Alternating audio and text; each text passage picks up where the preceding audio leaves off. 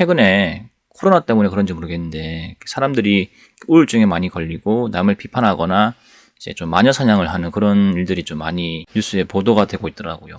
그래서 생각보다 좀 서로 칭찬을 해도 모자랄 판에 서로 험담하면서 살아가는 그 환경이 조금 안타깝습니다. 그래서 오늘은 그 사람들이 왜 험담을 자꾸 하고 싶어 하는지 그 이유 4가지를 한번 살펴보고자 하는데요. 첫 번째로 나의 우월감을 드러내기 위함입니다. 사람들이 왜 그렇잖아요. 상대가 나보다 좀 잘하는 게 많다. 그러면 칭찬해주면 참 좋은데 이렇게 배가 많이 아프잖아, 그지? 그래서 나보다 못하는 게 뭐가 있을까에 대해서 자꾸 포커스를 둔다고 합니다. 쉽게 말하면 그 사람의 약점에 대해서 집중적으로 이제 탐색하는 것이죠. 만약 탐색하다가 그 사람의 약점이 발견됐습니다. 그럼 어떻게 할까요? 물고 늘어뜯고 없는 얘기도 지어내가지고 이런 일들이 많거든요. 그렇게 해야만이 자신이 그 사람과 비교해봤을 때 나는 뒤처지지 않는다. 이런 부분들을 과시할 수 있는 거죠.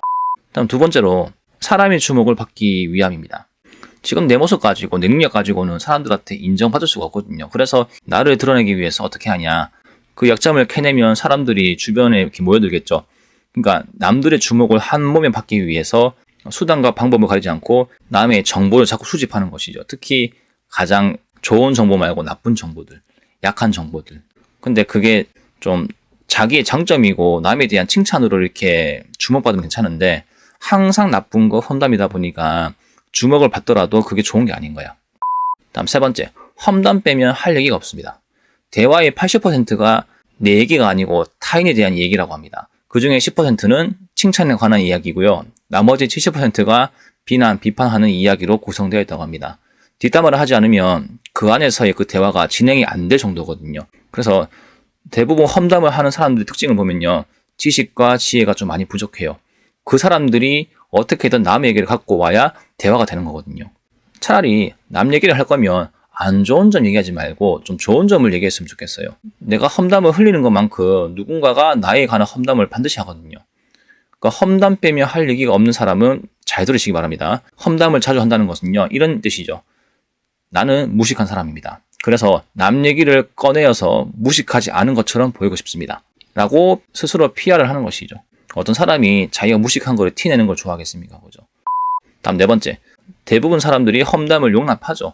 험담이 나쁜 걸 알면서도 대부분 사람들이 그냥 일종의 관례라고 여기고 그냥 듣고 있습니다. 받아들여요, 그걸요. 험담을 잘 하지 않는 사람들의 특징이 뭔지 아십니까?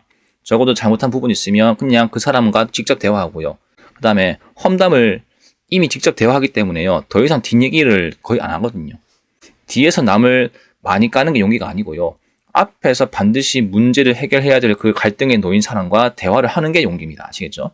그리고 의도하지 않게 누군가가 저를 불러놓고 남 얘기를 하겠죠. 안 좋은 얘기를요. 그 얘기를 제가 듣게 되잖아요. 그죠? 그러면 듣고 나서는 같이 맞장구도 뭐 칠 때도 있지. 근데 이것만 꼭 조심하라고. 그 사람의 뒷담화를 들어주고 공감해 줄 수는 있어. 근데 거기서 끝나면 안 돼. 반드시 그 뒷담화 하는 자리는요. 뭐가 있어야 되냐. 그 부정적인 대화를 중화시킬 수 있는 긍정적인 얘기도 좀 해야 됩니다.